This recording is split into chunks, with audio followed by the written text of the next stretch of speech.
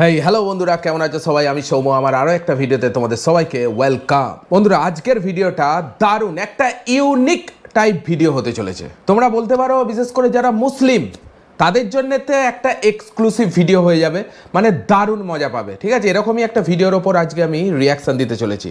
ভিডিওটা পোস্ট হয়েছে toxic video এই ইউটিউব চ্যানেলে। ভিডিওটার টাইটেল হচ্ছে এই 10টি গান শুনলে আপনি কাফের হয়ে যাবেন। মানে মোদ্দা কথা, প্লেন ভাষায় বলতে গেলে, একদম লেমেন ল্যাঙ্গুয়েজে বলতে গেলে, এই 10টা গান যদি মুসলিমরা শোনে পুরো হারাম, মানে মুসলিমদের জন্য এই 10টা গান হারাম। এই ভিডিওটার উপর আজকে আমি রিয়াকশান দেব। আই থিঙ্ক এই ভিডিওটা তোমাদের অনেক অনেক ভালো লাগবে। তো চলো প্রথমে ভিডিওটা রিয়াকশান দেওয়া যাক, তারপর আবার তোমাদের সঙ্গে কথা হচ্ছে। বাই দ্য ওয়ে, ভিডিওটা লাইক করে দেখতে থাকো। আসসালামু আলাইকুম guys, what is up everyone, welcome back to another video. আজকের এই ভিডিওতে আপনারা দেখবেন বলিউডের এমন কিছু গান রয়েছে, সেই সাথে বাংলাদেশেরও কিছু বাংলা গান রয়েছে যেগুলোর মাধ্যমে আল্লাহর সাথে শিরক করা হয়েছে।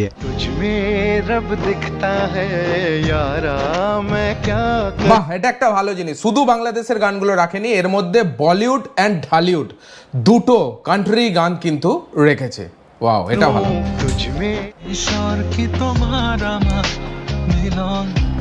এটা তো প্রিয়তমা সিনেমার গান। আপনারা জানলে অবাক হবেন, এই গানগুলোতে সাধারণ মানুষকে আল্লাহর সাথে তুলনা করা হয়েছে। তবে আপনারা প্রতিনিয়ত এই গানগুলো শুনে যাচ্ছেন, আর আপনারা তো জানেন আল্লাহর সাথে কাউকে তুলনা করা মানে শিরক করা। আল্লাহর সাথে শিরক করলে ওই ব্যক্তি কখনোই ক্ষমা পাবে না।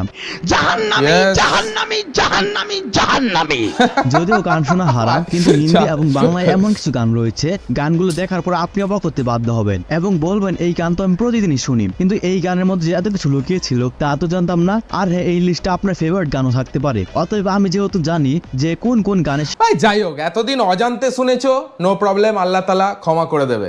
কিন্তু এখন জানার পর একদম শুনবে না, ঠিক আছে? চলো। শিরক রয়েছে সেও তো আপনাদেরকে জানানোর দায়িত্ববোধ মনে করছি। এখন মানা না মানা এটা আপনার ব্যাপার। এই গানগুলোতে শিরকে ভরপুর, তারপর যদি আপনি এই গানগুলো শুনেন সেও তো আপনার একান্ত ব্যক্তিগত ব্যাপার। আপনি গান গাইতেই পারেন, আমার জানানোর দরকার তাই আমি আপনাকে জানাচ্ছি। এখন অনেকে হয়তো বলবেন আমি নিজে তো অনেক গান সম্পর্কে ভিডিও বানাই, কিন্তু আপনাকে একটা কথা বলে দিই, আমরা যাই কিছু করি না কেন সবকিছুর উপর ধর্ম থাকবে। তো আগে বলে দিচ্ছি, এই ভিডিওটি শুধুমাত্র মুসলিমদের জন্য স্পেশাল ভাবে তৈরি করা হয়েছে এবং যারা অন্য রিলিজিয়ন রয়েছে তারা বিষয়টি পার্সোনাল ভাবে নেবেন না। ভিডিওটি যদি আপনার কাছে একটু ইনফরমেটিভ মনে হয় তাহলে ভিডিওতে একটি লাইক দিয়ে চ্যানেলটি সাবস্ক্রাইব করতে ভুলবেন না। তো চলুন শুরু করা যাক আজকের এই ভিডিও শুরু করা যাক। তো যাই হোক গাইস, লিস্টের শুরুতে দেখবেন ইন্ডিয়ার বিখ্যাত গায়িকা নেহা কক্করের গান দিল কো कराया। এই গানটি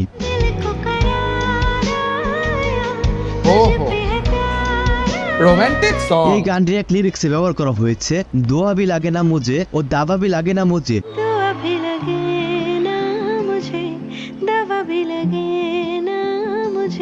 जब से दिल को मेरे तू लगा, जब से दिल को मेरे तू लगा है। বাংলায় বলতে গেলে যখন থেকে আমার অন্তরে তোমার বসবাস তখন থেকে দোয়াও কাজে লাগে না, ও শুধু কাজে লাগে না। আল্লাহ নিজে বলেছেন আমার বান্দা যখনই আমার মন থেকে ডাকবে তখনই আমি তার ডাকে সাড়া দেব। ওয়াও ভাই, কত ডিপলি ভাবে রিসার্চ করা হয়েছে, তবে বুঝতে পেরেছে। ঠিক আছে, যাই হোক ভাই, গানগুলো তো শুনতে খুব ভালো লাগবে, কিন্তু গানগুলোর মানে বুঝে নিলে জাস্ট মানে কি বলবো, মুসলিমদের জন্য হারাম, এটাই বোঝাতে চেয়েছে। গানটি এমন ভাবে উপস্থাপন করেছে যেন আমরা বুঝতেই না পারি এই গানটিতে শিরক ঢোকানো হয়েছে। এই নিয়ে গেছে এরপর আমাদের লিস্টে রয়েছে শাকিব খানের বহুল জনপ্রিয় গান দুধে আলতা।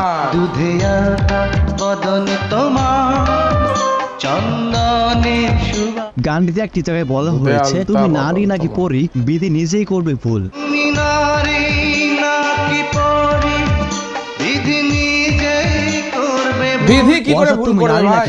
সৃষ্টিকর্তা নিজেই করবে ভুল, যে তোমাকে নারী বানিয়েছে নাকি পরী বানিয়েছে। কেউ যদি মুখে উচ্চারণ করে কিংবা বলে সৃষ্টিকর্তা নিজেই ভুল করবে তাহলে তার ঈমান থাকবে না। মহান আল্লাহ তাআলা কখনোই ভুল করতে পারে না। ইয়েস, সৃষ্টিকর্তাই তো আমাদের দিকে বানিয়েছে, ঠিক আছে? সৃষ্টিকর্তা কি করে ভুল করবে?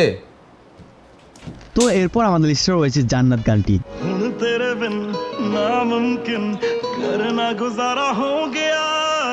জান্নাত গানটি গেয়েছে ইন্ডিয়ান বিখ্যাত গায়ক বি প্রাক। তো এই গানের প্রত্যেকটি লাইনে আপনি জান্নাতকে খুঁজে পাবেন এবং জান্নাতকে অনেকবার অপমান করা হয়েছে। যেমন গানটিতে বলা হয়েছে তোমার হাসিও জান্নাত এবং তোমার তাবিজও জান্নাত।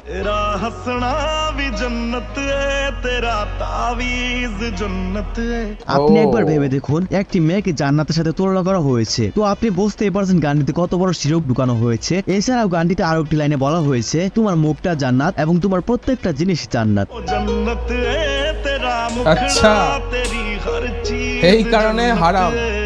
ভাই আমার কথা হচ্ছে, জান্নাত কি এতই সস্তা? আসলে এই গায়কের এই গানটা নেই যে জান্নাত কতটা দামি, যার কারণে একটি মহিলার সাথে Yes. জান্নাতে তুলনা করছে।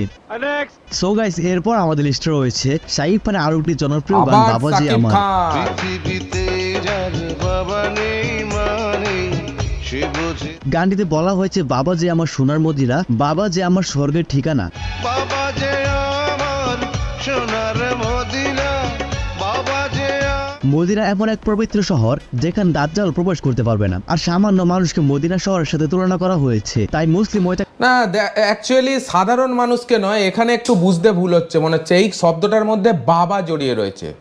বাবা মা এমন একটা জিনিস বা এমন একটা আমাদের জীবনের ইমোশন, বাবা মাকে ভগবানের স্থানে বসানো যেতে পারে, এটা জাস্ট আমার আইডিয়া, ঠিক আছে? কিন্তু সাধারণ মানুষ নয়, এখানে বাবা নামটা উচ্চারণ করা হচ্ছে, বাবা, ঠিক আছে? আর একবার শোনো, বাবা নামটা উচ্চারণ করা হচ্ছে, আর বাবার জায়গাকে, সেই শুধু বাবা ওয়ার্ডটাকেও ভগবানের দরজা দেওয়া হয়েছে, ঠিক আছে? এইখানে ঠিক আমার একটু আমি একমত নয় ভাই। মদিনা বাবা যে মদিনা এমন এখানে সাধারণ ব্যক্তিকে বলা হচ্ছে না, আর বাবা মাকে ভগবানের আসনে বসানো যেতেই পারে। ভাই, যারা আমাকে জন্ম দিল, ঠিক আছে, তাকে ভগবানের আসনে বসানো, তো কাকে বসাবো? জাস্ট এটা আমার আইডিয়া, তোমাদের মতামত তোমরা কমেন্টে লিখতে পারো। এক পবিত্র শহর যেখানে দাজ্জাল প্রবেশ করতে পারবে না, আর সামান্য মানুষকে মদিনা শহরের সাথে তুলনা করা হয়েছে। তাই মুসলিম হয়ে থাকলে দয়া করে এই গানটি আপনি শুনবেন না। তো যাই হোক গাইস, এরপর আমাদের লিস্টে রয়েছে ও আয় আজ পেহলি বার। हुआ है आज पहली अच्छा। बार जो ऐसे मुस्कुराए। এই গানটি হচ্ছে সালাম সিনেমার জনপ্রিয় একটি গান, যে কিনা গানটি রিলিজ হওয়ার পরপরই অনেক জনপ্রিয়তা পেয়েছিল।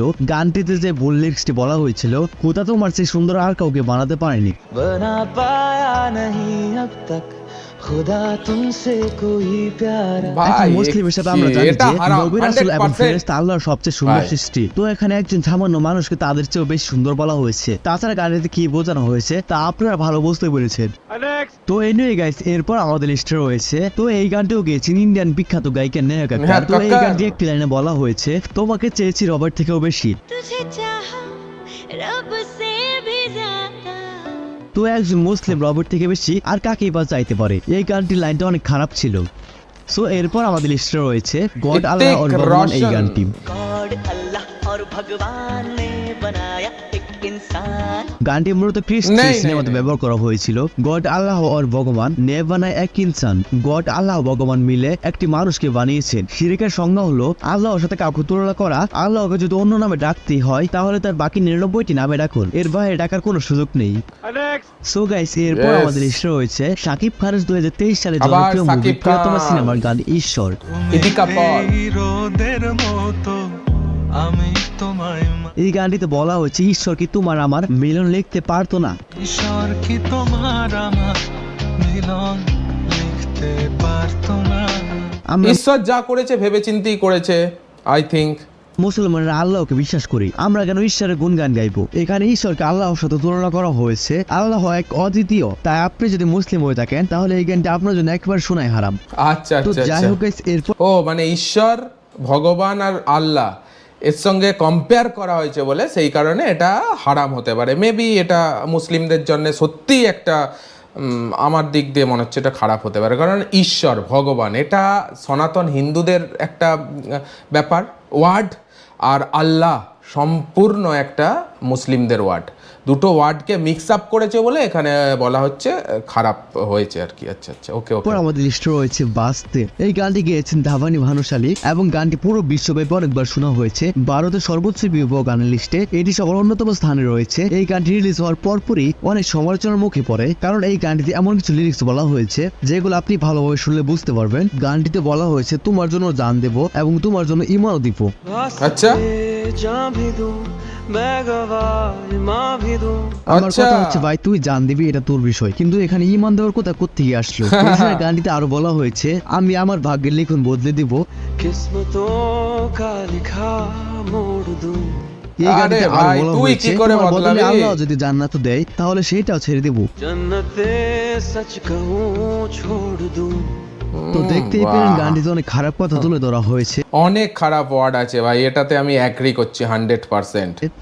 তো যাই হোক আজ সর্বশেষ আমাদের লিস্টে রয়েছে এইটি এমন একটি গান যেটি আমাদের মধ্যে শাহরুখ অনেকে শুনে খান। থাকে, কিন্তু এই গানটি যে শিরোকের পর্যায়ে রয়েছে নামটা ভুলে সেটা যাচ্ছি আমরা মেয়েটার। অনেকেই জানি না। তো এই গানটির মধ্যে বলা হয়েছে তুঝ মে রব দিখতা হ্যায় ইয়ারা মে কিয়া কারু।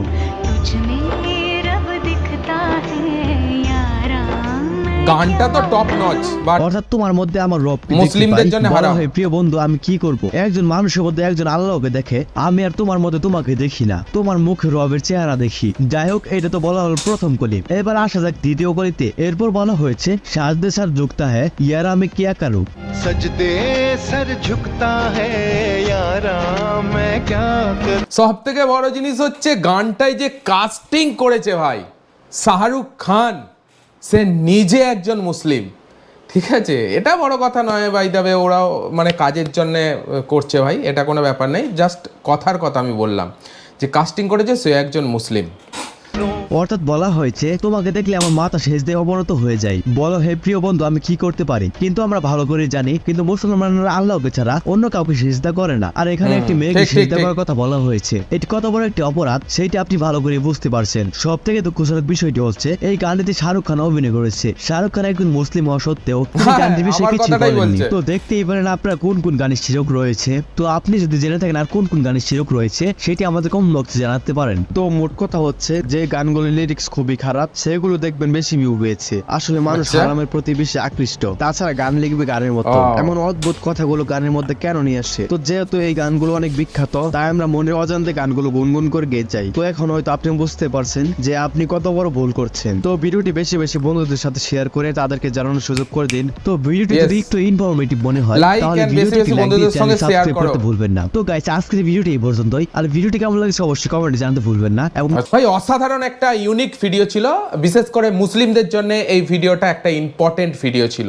ঠিক আছে ভাই, গানই হয় আমি এখানে বলবো, কিন্তু যদি আল্লাহ তাআলার সঙ্গে তুলনা করা হয় গানের লিরিক্সগুলো কিছু কিছু সত্যি এগুলো মেবি একটা আমাদের ভগবান বলো আল্লাহ বলো ঈশ্বর বলো তাকে একটু অপমান করাই হবে, কারণ আল্লাহ ভুল করতে পারে না, সৃষ্টিকর্তা নিজে আল্লাহ, আল্লাহর ওপরে কেউ নেই, ঈশ্বরের ওপরে কেউ নেই, ভগবানের ওপরে কেউ নেই, আমরা তো সামান্য মানুষ। ঠিক আছে, আল্লাহর সঙ্গে কারো কম্পেয়ার হয় না ভাই, এটাই জাস্ট বুঝেছি। আমার বানানো কর্তব্য আমি বানালাম তোমাদের জন্যে, নেয়া না নেয়াটা তোমাদের সম্পূর্ণ ব্যক্তিগত ব্যাপার। এই বিষয়ে তোমার যদি কোনো কিছু বলার থাকে অবশ্যই কমেন্টে লেখো। ভিডিওটা ভালো লাগলে একটা লাইক দাও, এই ধরনের কন্টেন্ট আরও দেখার জন্য চ্যানেলটাকে সাবস্ক্রাইব করতে কিন্তু একদমই ভুলবে না। চলো দেখা হচ্ছে আবার পরে ভিডিওতে, ততক্ষণের জন্য take care, all the best and signing of.